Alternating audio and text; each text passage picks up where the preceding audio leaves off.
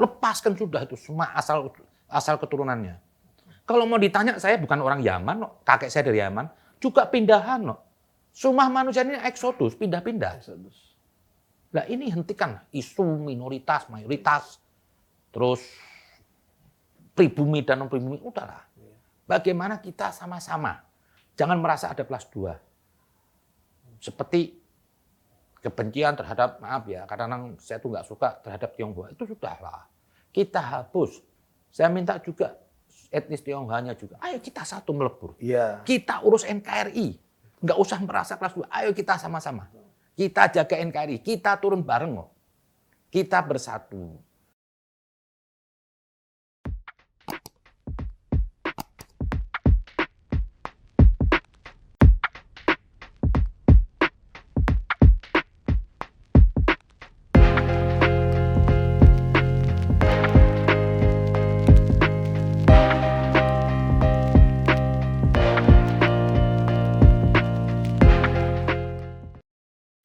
Beb, saya tertarik dengan peradaban. Kenapa? Karena kita ini memang, Indonesia ini memang sangat kalah dalam hal mendapatkan sebenarnya sejarah ya.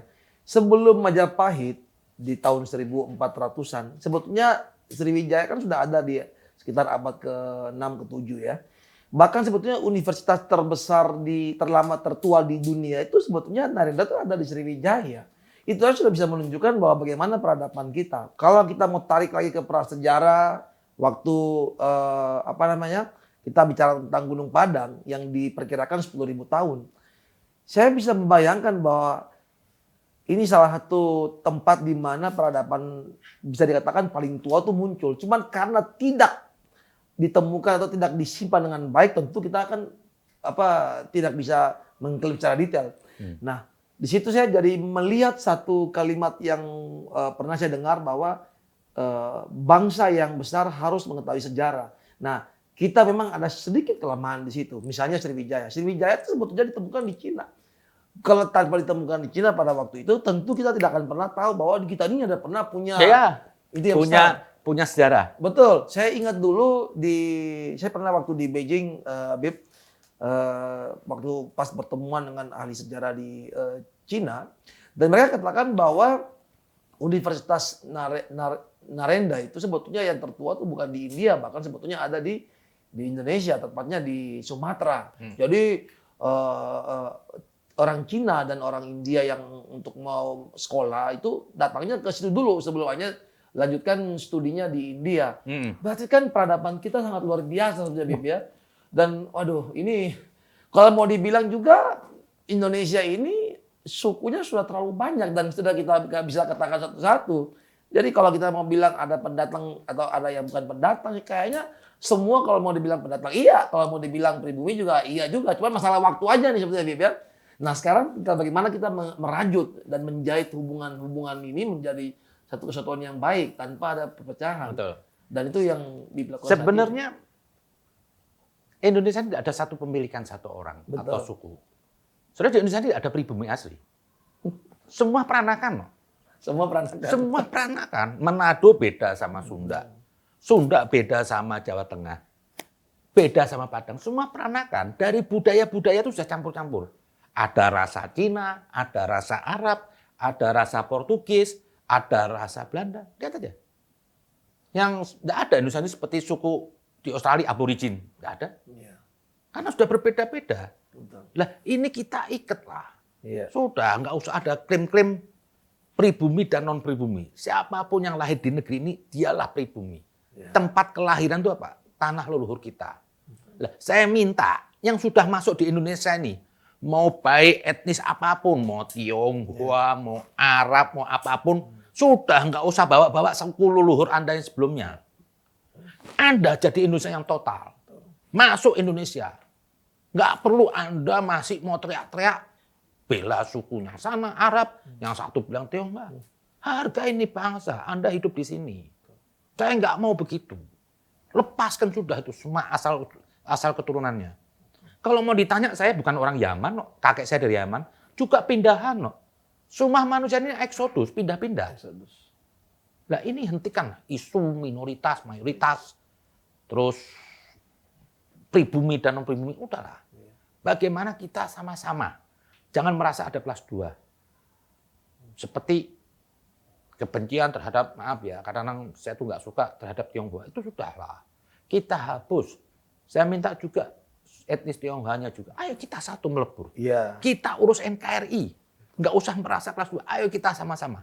Kita jaga NKRI, kita turun bareng kok. Kita bersatu. Hentikan itu. Itu aja mungkin. Jagalah negara ini. Nggak ada negara seperti Indonesia. Kalau saya bilang apa? Representasi Tuhan, ciptaan Tuhan itu semua dari Indonesia. Dari manusianya, budayanya, sukunya, bahasanya. Jadi seperti saya lihat apa? Miniatur ketuhanan itu ada di Indonesia. Beragam semuanya sampai saya bingung. Tapi dari semua beragam itu apa? Ada persatuan, ada kesatuan. Ini perlu dijaga. Mau saya minta janganlah yang teriak-teriak khilafah, yang ingin memaksakan satu agama, yang ingin memaksakan satu suku.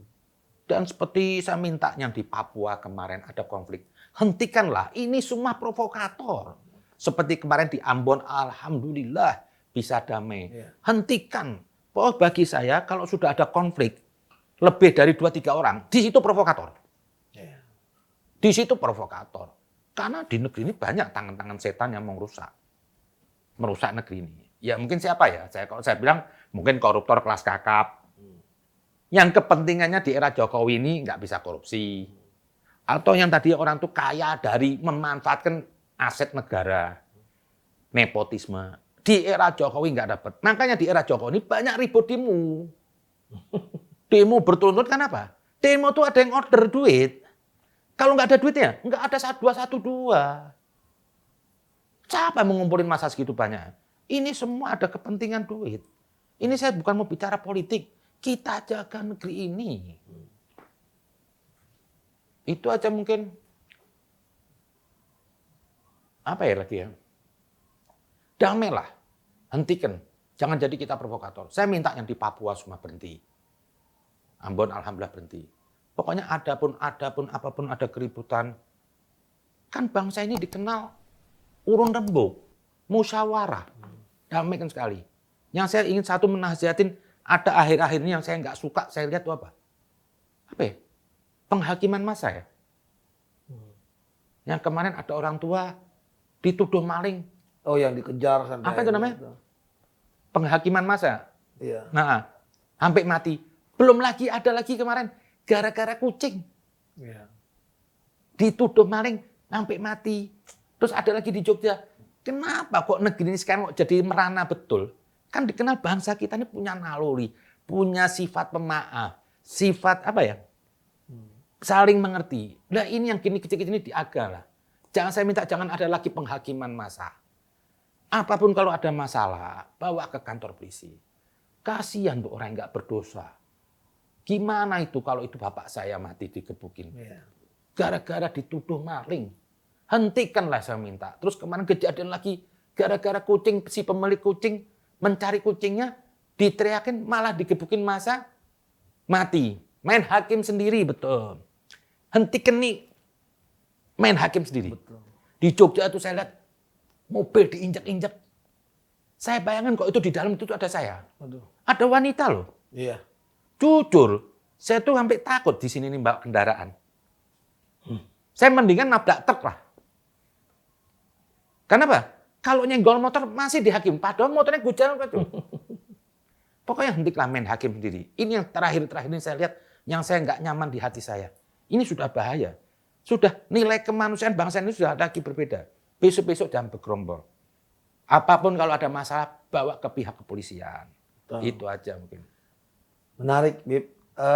Saya mau tanya masalah itu. Tadi kan wayang tuh. Game itu sebetulnya kalau menurut Bib, saya juga sempat dengar tuh. Jadi ada semacam pelarangan gitu kan, masalah game atau apa-apa itu sebetulnya apakah itu juga melanggar dari ilmu agama atau kayak apa mungkin mempengaruhi, kan kita melihat bahwa zaman sekarang dengan perkembangan teknologi yang semakin transparan, terus kayak kayak cryptocurrency kan hal-hal seperti itu kan dia muncul karena ada perkembangan zaman, Bib ya. Iya. Dan tentu saya melihat bahwa peradaban manusia kan semakin hari kan semakin berkembang. Ya. Iya. Nah, ada larangan-larangan dan sebagainya itu kalau menurut pendapat Bib seperti apa? Saya begini loh. Kita ini hidup untuk di zaman ini. Nah, ada satu pepatah bilang apa? Didiklah anak kamu sesuai zamannya. Oh. Jadi saya mendidik anak, dia dilahirkan untuk zaman yang berbeda. Tidak boleh dipaksa menurut saya. Biarkan dia di zaman beda. Karena bumi ini berproses menuju perbaikan, kemajuan.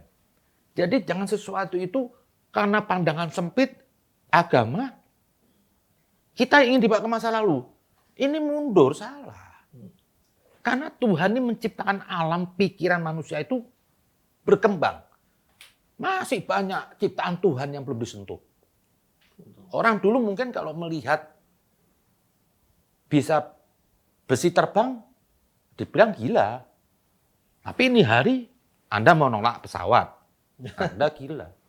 Dulu telepon harus pakai kabel. Tapi sekarang kamu ngumpet di mana bisa pakai handphone. Ini semua ini masih koridor ketuhanan. Masih dalam rahasia Tuhan. Nah, dalam hal-hal tadi, kripto kayak apapun, kayak game kayak semuanya. Pokoknya begini loh, jangan hidup ini dibawa ke masa lalu. Kita harus maju. Bagi saya kalau orang tuh hidup tidak punya perubahan, tidak punya pembaharuan, berarti ini orang gagal hidup. Kalau negara itu stuck, berarti negara itu gagal. Pokoknya manusia itu harus liberal dalam hal pemikiran. Karena Tuhan menciptakan akal ini masih luas. Rumput aja kita masih belum tahu manfaatnya apa. Semut aja masih kita belum tahu. Masih luas ini. Nah, tadi tentang kripto, permainan game. Pokoknya lihat segala sesuatu. Ada maslahat baik apa enggak buat kita? Ada manfaat apa enggak? Jadi kita nggak usah tabu dengan pembangunan perkembangan zaman ini. Ya contoh lah. Sekarang mungkin orang nggak ada megang duit. Dulu dompet kita gembel gini-gini. 5 juta dompet. Sekarang cukup ATM. Ya. Sekarang cukup satu. Cukup ATM. Kalau dulu kan tebal banget tuh. Dompet sampai setahun sekali rusak karena mbak tebelan. Sampai kalau jalan susah duduknya. Karena ngantongin duit. Sekarang nggak perlu. Lah nanti nih ada lagi. Ada lagi. Jadi nggak perlu takut dengan perkembangan apapun, game apapun. Lihat apa? Ada sisi manfaat atau enggak? Merugikan orang lain enggak? Enggak apa-apa. Karena setiap perkembangan itu pasti ada yang baik, ada yang buruk. Betul. Ada orang yang itu hidup itu pasti diiringin. Ada kebaikan, ada keburukan. Teknologi juga begitu. Nanti apa? Ada juga orang melakukan kejahatan. Nah, di sini kita lihat mana yang kita bisa lihat. Kalau emang ada kecurangan atau kejahatan, ya cobalah kita minimalisir, kita dialogkan. Jadi nggak ada masalah bagi saya crypto bank karena juga saya nggak tahu karena saya mau bilang itu baik atau buruk. Karena saya belum bisa melihat sisi positifnya, sisi negatifnya. Iya. Nah ini biarkan orang-orang yang ahli lah. Makasih Bib, luar biasa ini penjelasan Ya. yang Bib ngomong ini sangat bermanfaat loh Bib. Ya sharing-sharing aja lah. Yang pasti bisa jadi saya salah. Kita ini cuma urung rembuk semua. Ya. Pokoknya yang penting apa? Kita niat baik aja lah. Mau saya ini kadang-kadang kok di konten saya itu kadang-kadang keras semua. Saya nggak ada niat lain. Nggak ada yang bayar saya. Cuma saya ingin semata apa? Ayo negeri ini lebih baik. Ayo kita ini rukun rapi. Indah kok ini negeri ini. Kenapa? Masa depan anak kita tuh tergantung kita ini hari. Kalau kita diam terhadap suatu keburukan ini hari, berarti Anda mewariskan besok Anda akan menangis gara-gara kita. Betul. Jadi kalau menurut saya Bib, memang pada waktu kita berbicara tentang agama, kita bicara tentang ketuhanan, kita bicara tentang surga, kita bicara tentang hal-hal yang sifatnya untuk bisa mengangkat kita dari sisi iman. Banyak orang yang berpikir dengan cara menonjolkan, baik secara penampilan fisik maupun juga dari penampilan ini individunya, berarti dia akan. Menurut saya sebetulnya surga itu memang mahal, tapi siapapun bisa membelinya karena nggak dibeli pakai harta, kan dibeli pakai takwa. Nah, ketakwaan kita dengan Tuhan sifatnya ilahi dan vertikal ya. Jadi kalau ada seseorang yang terlalu menonjolkan agamanya, lantas seakan bahwa dialah jalan kebenaran untuk bisa mendapatkan surga itu sendiri. Malah sebetulnya menjadi tanda tanya bahwa sebetulnya yang betul adalah masing-masing pribadi bertanggung jawab terhadap apa yang menjadi perbuatannya dia untuk di atas secara vertikal ya. Kata gitu loh. Anda boleh tidak menonjolkan agamanya, tapi minimal apa? Anda harus jadi orang baik. Misalnya saya nggak menonjolkan agama saya, tapi saya bisa beramal, saya menolong orang. Tapi ada bahaya lagi, orang yang suka menonjolkan keagamaannya, simbol-simbol keagamaannya. Kadang-kadang di dalam itu banyak kemunafikan. Iya. Banyak kemunafikan. Orang korupsi besok pura-pura agama. Nanti habis korupsi, itu masuk penjara, pengadilan pakai jilbab. Kan ini semua agama. Ada pepatah itu, kebanyakan orang yang memanfaatkan agama itu, ya orang yang tahu agama. Orang-orang awam enggak. Apa ya, jadi bagi saya itu agama gini loh. Enggak perlu kita tonjolkan, enggak perlu kita bangun. Di mata saya ini, pandangan saya ini, saya semua apa? Tidak ada perbedaan agama. Saya enggak anggap. Kenapa? Kalau saya mengkotak-kotakan perbedaan agama, besok saya tidak bisa mengasihi penuh. Karena syarat semua agama, mau baik Yahudi, Kristen, Islam itu apa? Kecintaan kepada manusia itu dikaitkan dengan Tuhan. Kalau di Injil ada mencintai sesama itu seperti ketuhanan. Jadi kalau Anda nggak mencintai sama ya Anda kafir. Di riwayat Nabi juga ada. Tidak beriman seseorang berarti apa? Kafir. Sebelum saya menyintai Bro Gary, menyintai manusia loh. Bukan dibilang muslim. Mencintai manusia sebagaimana saya menyintai dirinya saya sendiri. Jadi puncak agama itu kasih sesama manusia. Pusat kebaikan tuh ya hubungan saya dengan orang, bukan dengan Tuhan. Karena prinsip beragama itu, aturan agama itu untuk manusia di dunia, bukan untuk Tuhan. Jadi apa? Segala sesuatu yang saya berhubungan dengan manusia itu, saya bisa dapat amal, saya bisa mendekatkan Tuhan. Kalau tanpa manusia, gimana saya mau dekat Tuhan? Betul. Dengan saya tadi memberi sedekah orang yang nggak mampu, saya punya sarana mendekat ke Tuhan. Jadi pusat kebaikannya. Jadi janganlah karena perbedaan agama terus kita benci, sudahlah biarin merek orang. Mau saya semua lihat apa? Saya nggak melihat merek kok. Tuh bagi saya sih Tuhan nggak mungkin nanya agama kamu apa. Tuhan nggak beragama. Tuhan nggak akan tanya suku kamu dari mana. Tuhan nggak bersuku. Apa yang ditanya Tuhan? Budi pekerti, amal. Orang yang beramal, amal aja lah. Kita beramal, nggak usah repot. Nggak usah merasa, oh itu beda ritual. Oh, ritual itu cuma alat toh. Ritual itu no point, cuma alat. Menjadi poin di saat Anda bermanfaat buat orang. Nah, ada kata-kata, sebaik-baik manusia di sisi Tuhan itu yang beri bermanfaat pada orang. Bukan hajinya berapa kali, bukan sholatnya berapa kali, bukan karena jidatnya hitam, bukan karena celananya cingkrang, yang mau merasa lebih merasa Islam dari orang lain. Itu bagi saya itu cuma kostum, nggak penting. Tapi amal. Saya duduk misalnya brokerin yang seorang Nasrani, saya nggak merasa ada gap. Kita sama-sama satu ciptaan Tuhan. Nggak boleh kita cuma karena beda merek ribut. Saya nggak butuh merek, saya butuh isi yo. Ngapain? Kalau contoh misalkan botol bir diisi aqua, sama botol aqua diisi bir. Apa Anda mau cari botol aqua? Kan salah. Nggak penting bagi saya casing. Yang penting isinya. Nggak usah teriak-teriak agama saya paling suci. Agama saya nggak penting bagi saya. Perilaku Anda. Perilaku ya. Selesai. Karena Tuhan nggak nanya merek lu. Yang ditanya tuh perilakunya. Kalau ada seorang beda agama, tapi dia baik, masa saya mau usir? Binatang aja nggak gitu. Jadi sudahlah hentikan. Memandang selain agama kita kafir, itu nggak benar. Itu wilayah Tuhan. Yang berhak menilai keimanan seseorang itu hak mutlak, hak prerogatif Tuhan. Jangan lancang orang menilai kafir. Hentikan memandang kafir, memandang, maaf ya, Kristen kafir, Kristen memandang Islam kafir. Sudah, nggak perlu. Kita beragama jangan berubah jadi Tuhan. Kita amal baik aja, kita kasih semuanya. Semua agama ngajarin kasih.